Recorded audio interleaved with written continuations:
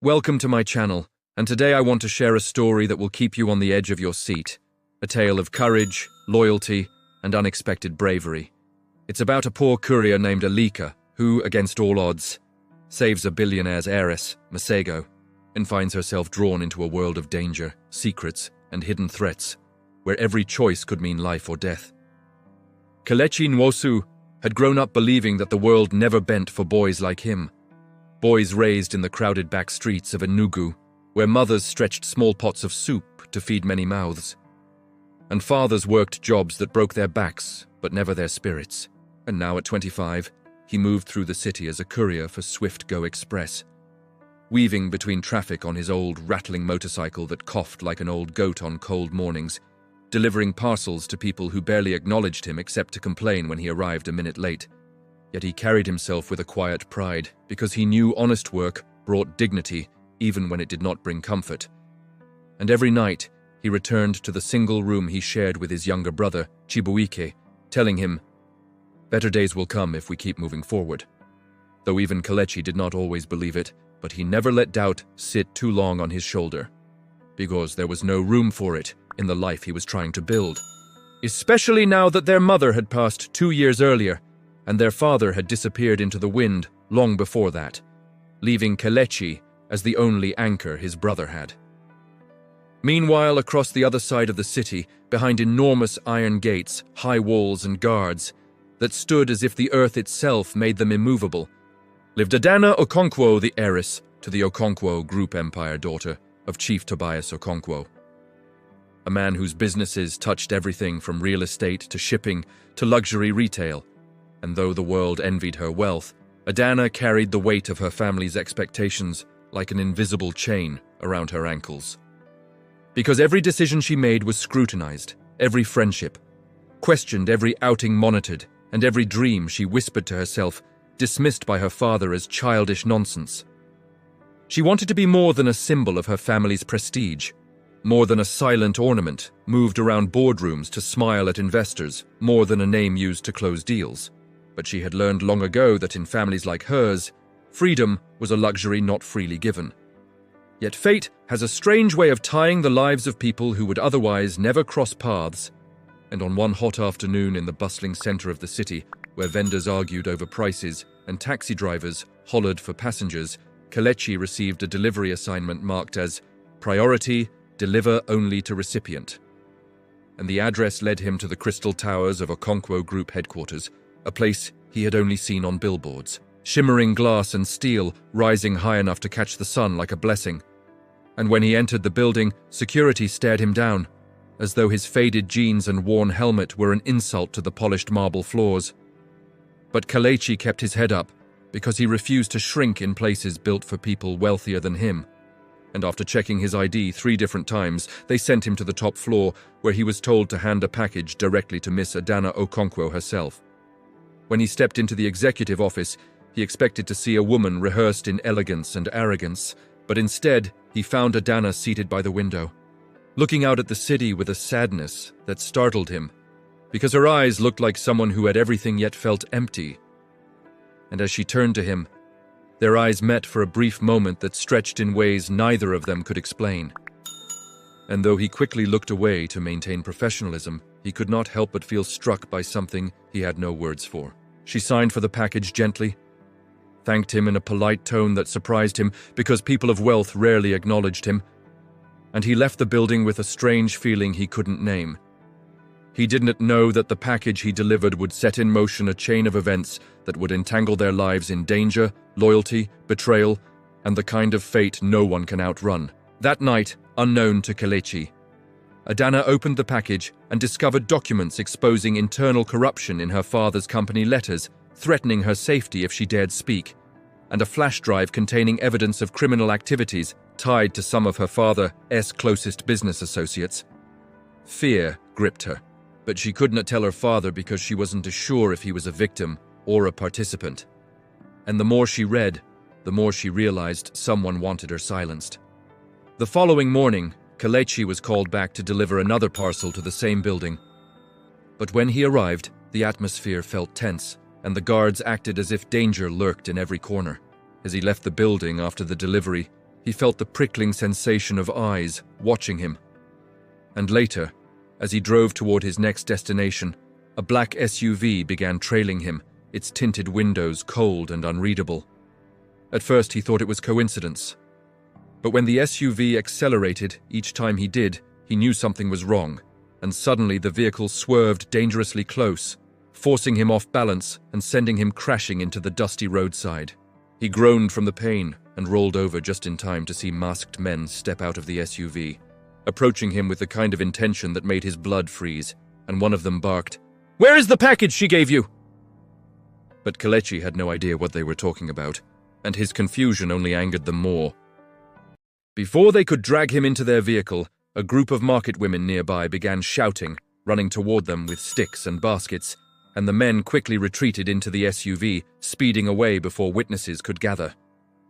Bruised and shaken, Kelechi didn't understand why strangers would attack him over a simple delivery, but something inside him warned that this wasn't over. Meanwhile, Adana discovered her phone had been cloned, her emails hacked, and a threatening message appeared on her screen.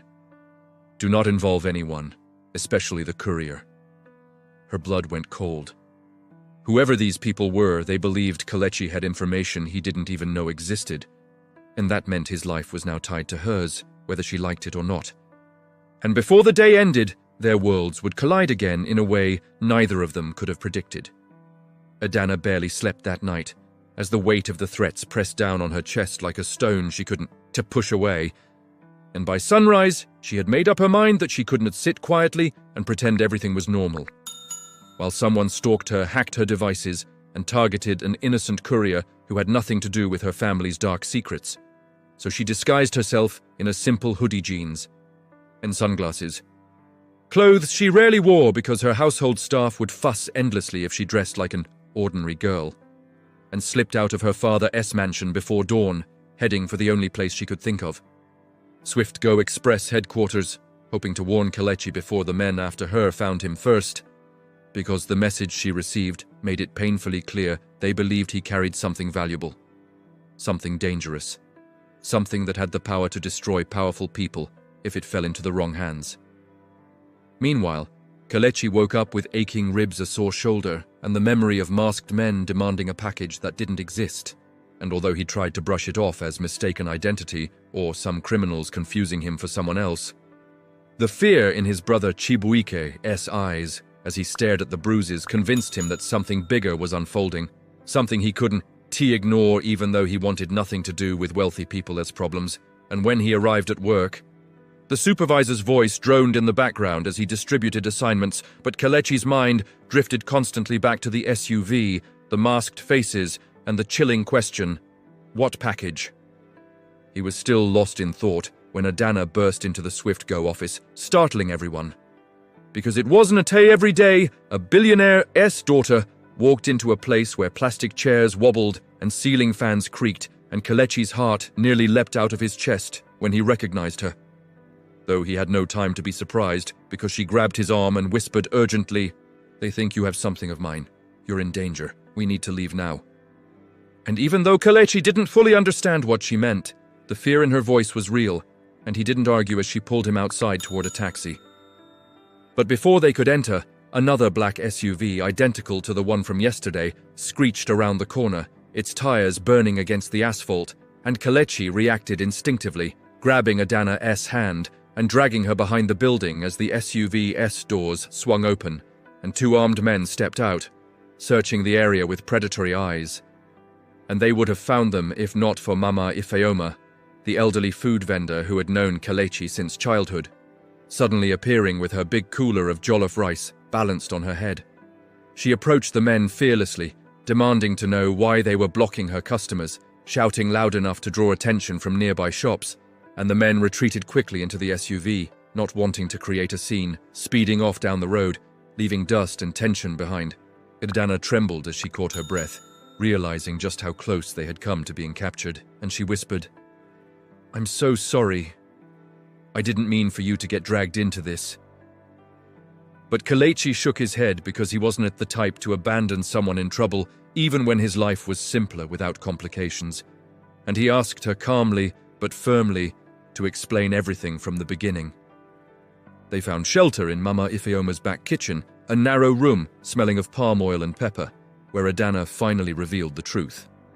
How she had received an anonymous package filled with documents exposing corruption inside her father's company, how the flash drive contained evidence of money laundering and illegal deals, and how someone warned her to stay silent or face violent consequences.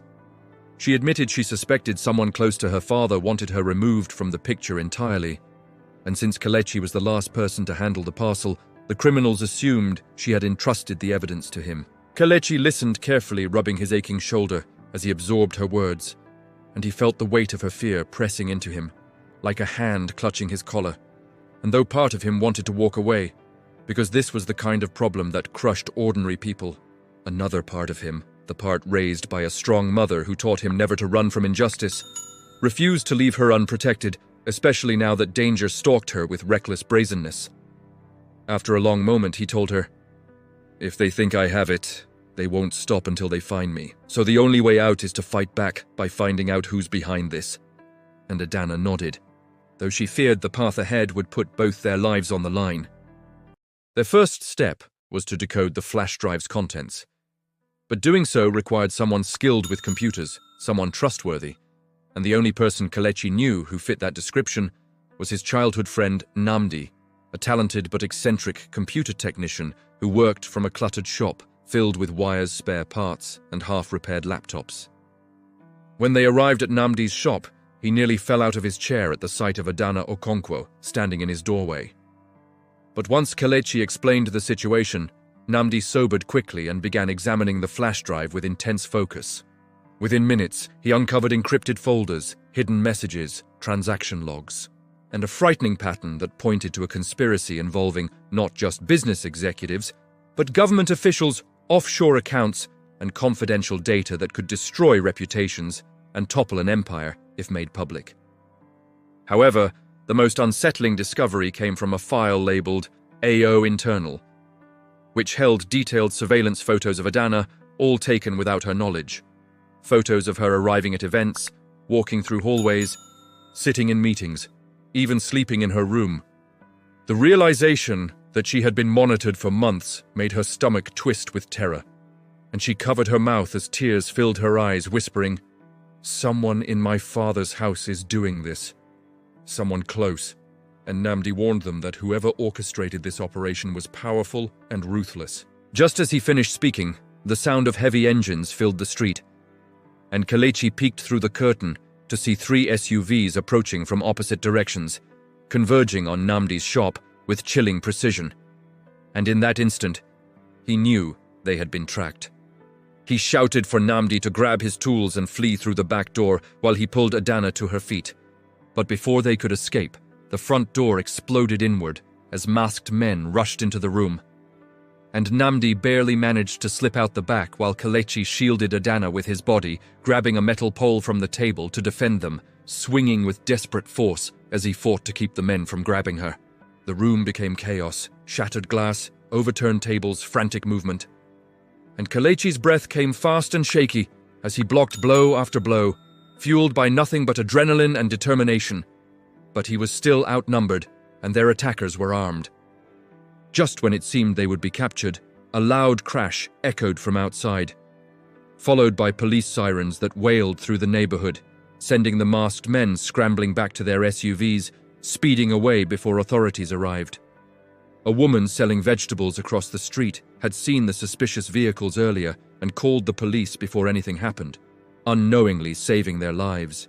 As the sirens faded and the officers took statements, Kelechi and Adana realized something chilling. The attacks were escalating, becoming bolder, more coordinated, and if they didn't uncover the mastermind soon, they might not survive the next encounter. With no safe place left in the city and no one they could fully trust, Kelechi tightened his jaw, took Adana's hand and said, "We have to disappear for a while and find somewhere they won't think to look." And though fear trembled inside her, Adana nodded, trusting him more than she trusted anyone else in her world of wealth and lies. And together they prepared to vanish into the unknown, unaware that the next chapter of their journey would take them far beyond the city limits and into a darkness neither of them had ever imagined.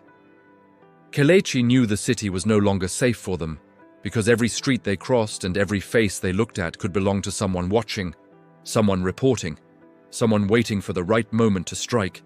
So he decided they would travel to his late mother's village, Umuagu, a quiet rural town hidden between long stretches of farmland and thick forests, where phone signals were weak, roads were narrow, and strangers stood out easily, because if they wanted a place to disappear long enough to understand the evidence and identify the mastermind, they needed a community where gossip traveled faster than engine noise, and everyone asked questions when outsiders appeared without explanation. Adana hesitated at the idea, not because she feared village life, but because she had never stepped outside the protected bubble of wealth her father built around her, never slept in a home with no generators humming through the night, never bathed with water drawn from a clay pot, never walked roads where dust rose with every step. Yet something in her heart felt strangely calm at the thought of leaving everything familiar behind.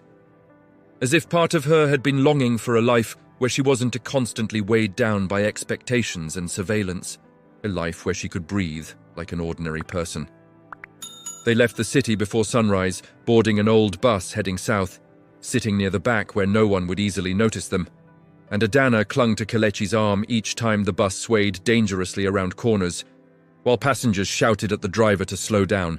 Chickens squawked in baskets under the seats, and vendors shoved roasted plantains and ground nuts through the windows at every stop. The chaos overwhelmed her, yet she found herself smiling despite the tension clawing at her chest. After nearly 5 hours, they reached Umuagu, a place untouched by the rush of city life, where wide fields stretched like green blankets, children ran barefoot, laughing freely, and elders sat under mango trees discussing the harvest season. Kelechi led Adana to his mother's old home, a small mud-brick house with a zinc roof that rattled when the wind blew, and though the house looked fragile, he touched its walls with the tenderness of someone touching a memory, telling her, "My mother built this with her hands," and Adana felt humbled, realizing how much of his strength came from places she had never known. The villagers welcomed Kelechi warmly, for he was the son of Ngozi Nwosu, a woman they respected deeply, and though they shot curious glances at Adana, her expensive sneakers, her delicate hands, her quiet posture, they did not pry too much, trusting that Kelechi would speak when the time was right.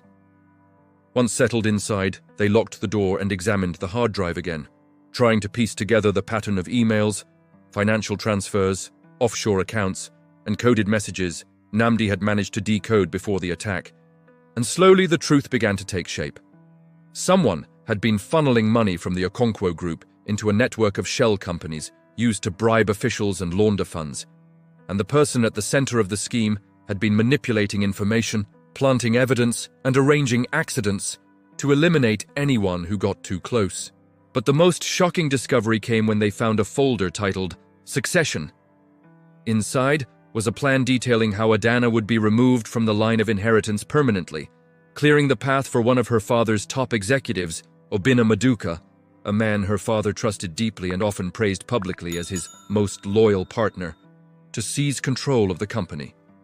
The files showed he had slowly infiltrated every branch of the business, pulling strings, bribing board members, and sabotaging competitors while pretending to act in her father's best interest. Worst of all, there was evidence that he had been planning to frame Adana for financial misconduct, using the stolen documents to portray her as a reckless heiress involved in criminal deals, so that when she mysteriously disappeared, the world would easily believe she had run away to escape prosecution, and the company would legally fall under Obinna's control. Adana felt sick as she read the documents, her stomach twisting as she whispered, "He wanted me gone. For years he has smiled at me, greeted me, asked about my day, and all along he was planning this." And Kelechi placed a steadying hand on her shoulder, reminding her she wasn't facing this alone. That night, as the villagers prepared for a festival rehearsal in the square, drums echoing through the air, lanterns glowing like fireflies, Kelechi and Adana sat outside under the moonlight, trying to decide their next move, and she found herself opening up to him in a way she never had with anyone else, confessing her fears, her loneliness, her longing for freedom, and he listened with the patience of someone who understood how heavy unspoken truths could become. But just as she began to feel safe for the first time in weeks, danger crept back into their shadows, because unbeknownst to them, a villager had taken a photo of Adana earlier that day, fascinated by how out of place she looked, and posted it online, joking about a city princess hiding in the bush. And the photo quickly found its way into the hands of the wrong people, Obina's men, who immediately traced the location and began planning a strike. The next morning, while Adana fetched water from the clay pot and Kelechi prepared breakfast over a charcoal stove, he noticed a dusty SUV parked far down the road, too far for ordinary visitors and too close for comfort. Something in the way it sat still, engine idling softly, triggered a sharp instinct in him. The same instinct that had kept him alive the day he was attacked in the city. And before he could warn Adana, the SUV doors swung open and 4 men stepped out with the same coldness he had seen before. Kelechi grabbed Adana's wrist and whispered, "Run!" pushing her through the back of the compound as the men advanced. And they sprinted toward the forest path behind the village, their feet pounding against the earth as shouts erupted behind them, gunshots firing into the air to terrify the villagers. But the forest ahead was thick and full of hiding places, if they reached it quickly enough. With branches whipping against their faces and adrenaline burning through their lungs, they disappeared into the shadows of the trees. The sound of pursuit growing louder behind them, and Adana's breath trembled as she whispered, "Kelechi, what do we do?" But he tightened his grip and said in a low, steady voice, "We survive. Whatever happens, we survive together." And those words carried them deeper into the forest as danger closed in on all sides, pushing them toward a future that would test the strength of their courage, their loyalty, and the bond forming quietly between their 2 very different worlds. Kelechi knew the forest would buy them time, but not safety, because Obina's men were determined, trained, and armed, while he and Adana had nothing but their legs, desperation, and the sheer will to stay alive. So he guided her through the thick undergrowth, moving in zigzags the way his mother once taught him when hiding from wild dogs as a child, lowering their silhouettes as they pushed through bushes that scratched their skin and vines that clung to their clothes. And though Adana struggled to keep up, stumbling over fallen branches and gasping for breath, she refused to slow down because the fear of being caught was far worse than the pain burning in her lungs. They ran until the shouts behind them faded into distance, until the forest grew so dense that sunlight broke through only in scattered patches, and when they finally collapsed beside an old fallen tree, both panting and drenched in sweat. Kelechi listened carefully to the sounds around them. Birds, insects, leaves rustling, but no footsteps, no engines, no voices, which meant they had gained a small advantage. Adana leaned against the trunk, trembling as she whispered, "I can't believe this is my life. I used to worry about board meetings. Now I'm running through a forest to stay alive." And Kelechi wiped sweat from his forehead, replying with quiet seriousness that survival had a way of stripping life down to what truly mattered. And right now, what mattered was keeping ahead of men who would kill them without hesitation. They stayed hidden for a few minutes before continuing deeper into the forest because Kelechi knew they needed distance, a hiding place, and eventually a plan. Running blindly would not save them forever. So he led her toward the direction of a stream he remembered from childhood visits, hoping water would mask their tracks and confuse their pursuers. When they reached the narrow stream, its clear water glistening like scattered beads under the filtered sunlight, they walked inside the shallow flow for several minutes, letting the current erase their footprints from the mud, and eventually they found a small rocky enclave behind a curtain of hanging vines where they could rest unseen. Kelechi helped Adana sit down carefully, brushing leaves from her hair and checking her scraped palms, and she looked at him with a mixture of exhaustion and gratitude that tightened his chest unexpectedly, because for the first time he realized how deeply her safety mattered to him.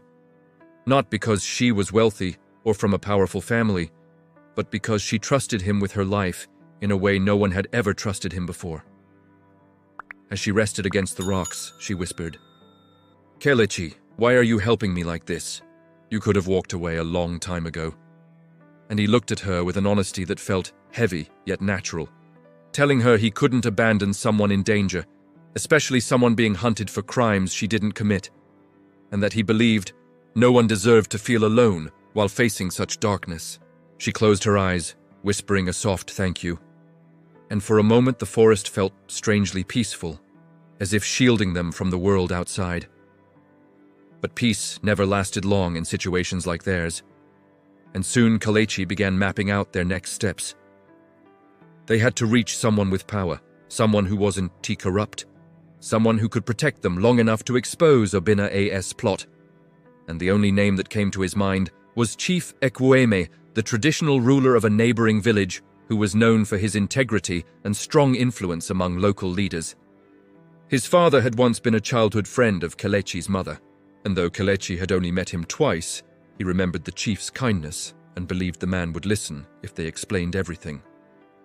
Before they set out, Kelechi and Adana washed their faces in the stream, drank the cool water, and continued their journey through the forest, moving cautiously as they crossed narrow footpaths, dense clusters of bamboo, and areas where the ground dipped into muddy patches, and Adana surprised him with her resilience, pushing through weariness without complaint, proving that despite her sheltered upbringing, she carried a strength shaped not by hardship, but by determination. After nearly 2 hours, they reached the forest's edge, where a wide, grassy plain stretched toward distant huts belonging to the outskirts of Umuokoro village, and though they were exhausted, the sight of civilization gave them new energy. They emerged quietly, blending with farmers, returning from their fields, hiding their fear behind calm expressions as they walked toward the main compound of the village, where Chief Ekwueme's palace stood, a large circular structure made of red clay walls, carved wooden pillars, and a thatched roof that curved like the wings of a giant bird. The guards at the entrance eyed them suspiciously, especially Adana, with her city appearance and dirt-stained clothes. But when Kelechi mentioned his mother's name, they exchanged surprised glances and allowed them inside. Chief Ekwueme welcomed them in the reception courtyard, his white beard giving him a wise, stern look. And when he heard Kelechi's voice tremble slightly as he greeted him, the chief motioned for both of them to sit.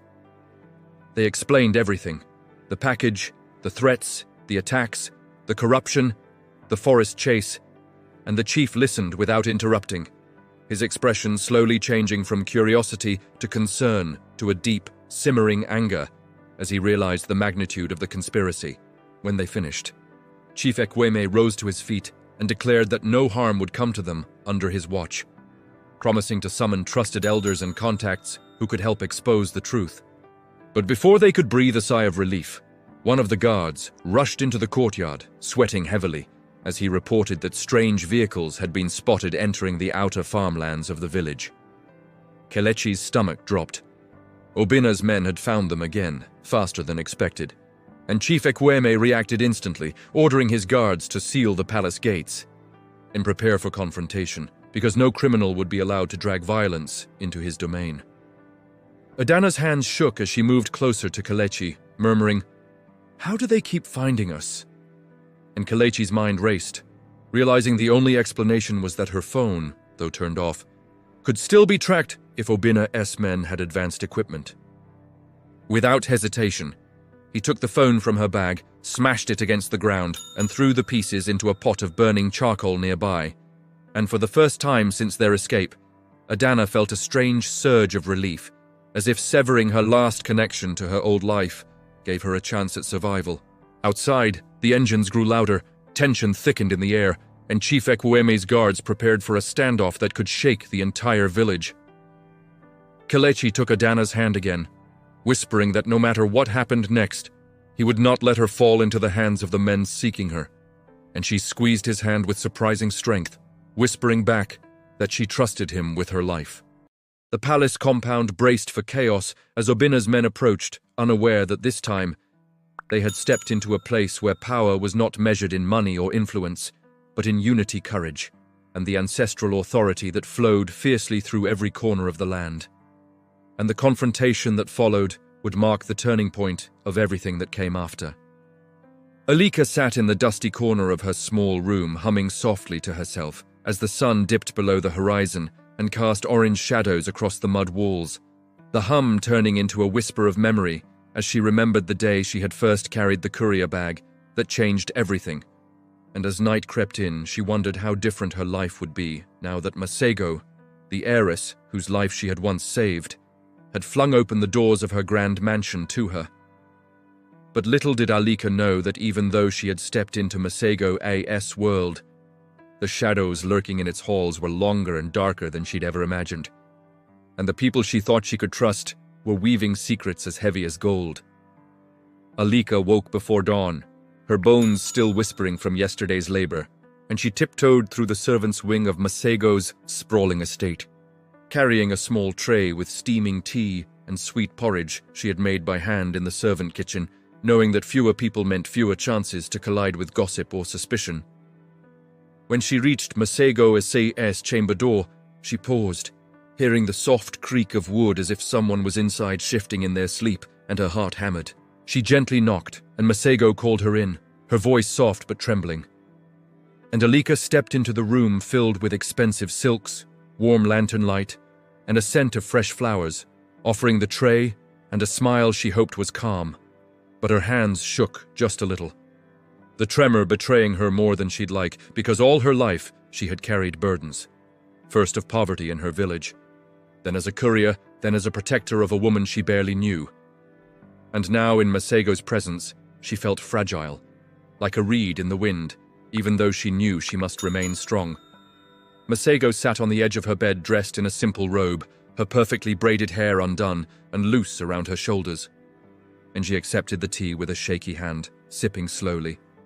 And Alika watched her, thinking of how powerful and poised she was during the attack, how she had hidden her fear behind calm eyes. But now in the privacy of her room, she seemed almost human, almost vulnerable, and Alika realized that saving her had been only the beginning of something far more complicated, because Masego leaned forward and said in a voice barely louder than a whisper, "They came again last night." And Alika frowned, surprised and alarmed, because she had promised to protect her, yet had no idea who they were. And Masego's eyes glistened with fear as she explained that someone had followed her carriage, had watched her, had left threats scrawled on the walls of her garden in the dead of night. And Alika felt a fierce protectiveness rise in her chest, a burning she had never known before. Because Masego was not just a rich girl, not some untouchable heiress. She was someone Alika had risked her life for, someone Alika now felt she must fight for. Alika set down the tray and reached for Masego's hand, her fingers brushing against the silk of the robe, and she said, "You don't have to face this alone. I'm here." Masego swallowed hard, her voice breaking. "I know. But what can a poor courier like you do against people with power, with money, with armies at their back?" And Alika's eyes hardened as she replied, "More than you think. I may not be born in silk, but I know the streets. I know danger. I know how to be invisible and survive." As the first rays of dawn crept through the curtains, Alika made a silent vow. She would not only protect Masego, she would help her unmask the conspirators, discover who threatened her why, and bring them to justice, even if it meant risking everything she had built in this new life. Because now, her loyalty was not just to her employer, but to a friend, a woman she deeply respected and cared for. And as she squeezed Masego's hand, she felt a fierce strength she didn't know she possessed, ready to face whatever darkness lay ahead together. Even if the path was dangerous, even if the price was high, she would walk it. Thank you for staying with me until the end of this story. Alika's courage and loyalty remind us that true bravery doesn't come from wealth or power, but from the choices we make to protect and stand by those we care about. I hope this story inspired you to believe in the strength of the human spirit and the impact one person can have, no matter their background. If you enjoyed this tale, don't forget to like, share, and subscribe for more stories that will touch your heart and keep you captivated. If you enjoyed this story, make sure you subscribe, turn on the notification bell, and share with your friends and family so you don't miss the next powerful story coming your way. Drop a heart in comment, like and subscribe my channel, and visit my channel for more interesting stories videos.